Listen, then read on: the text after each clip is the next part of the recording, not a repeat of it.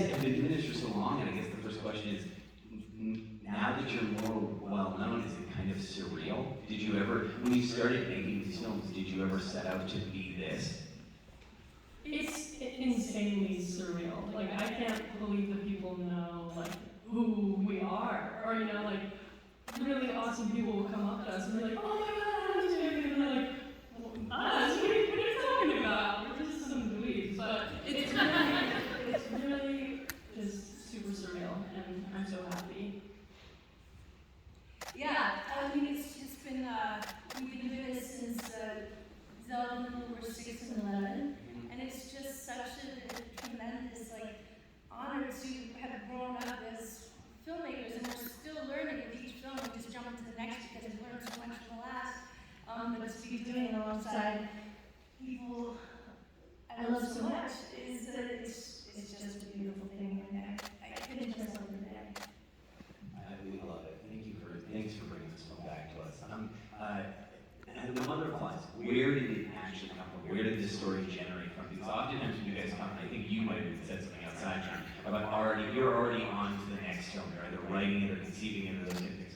So did this come around during Hellbender? Because there are some similar themes to both. No, always it comes around. We always have a bunch of ideas kind of cooking because we hang out a lot together and everybody's throwing ideas at each other, and usually it's kind of a documentary of where we are in our life. Like you saw the double rooms that we made because Zelda was, you know, kind of leaving the family, so we made a movie about family getting chopped pieces, you know. And so this one sounds dark, but it's not really. It's a celebration of something dark. Toby and I had been through cancer, and Zelda got like a DNA test that showed that she had high proclivity to get what Toby had.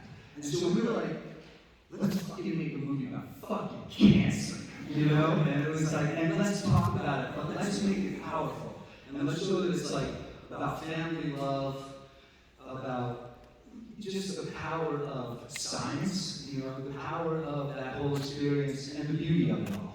And so that's why we made this one. Also, I wanted to also the journey of the person who loves the person who's got, you know, the dark diagnosis is also incredibly important, because you can't know a stone without meeting someone who's, you know someone who's dealt with these kind of things. And it's also a journey for the people who love them. And that's really important for us to talk about that as well in this dynamic. Yeah, and also you mentioned Hellbender and how it has some similar qualities. And we kind of wanted to go back to that universe a little bit. Like, it's something that we love doing, like shooting in our home in the Catskills in the depth of summer. And just being witchy and foresty feels really fun to us, you know, that's our home. So it was fun kind of going back to that with this movie. Yeah, Toby, can you talk a little bit about plain sailing, actually? And there's a lot of themes of women who were accused of witchcraft back in the day, like the early midwives and things like that. And you have that whole scene in the beginning, obviously, where, you know, they don't fully get what the townsfolk, the Puritans, whoever they are, don't fully get what they want. They make a deal, and there's something on the back end of that deal, and they can't sort of come through with it, so they destroy the thing that has tried to help them.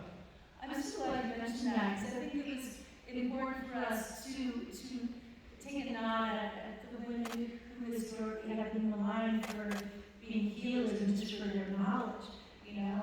And so that was definitely like a bone tossed to them. And Soleil is fucking fun. I just love her.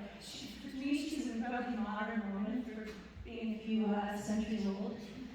You know, she chooses the family she wants, even though it has not come from her body. She helps other people heal. She's just this. For me, her death work reminded me almost of like sex work. I mean, she's just a complicated, beautiful thing. And John's incredibly witchy too. So Warlocky. So we had a lot of fun in particular, John and I, kind of just trying to be really intuitive with witchcraft with this. And it was just a delight. It was so much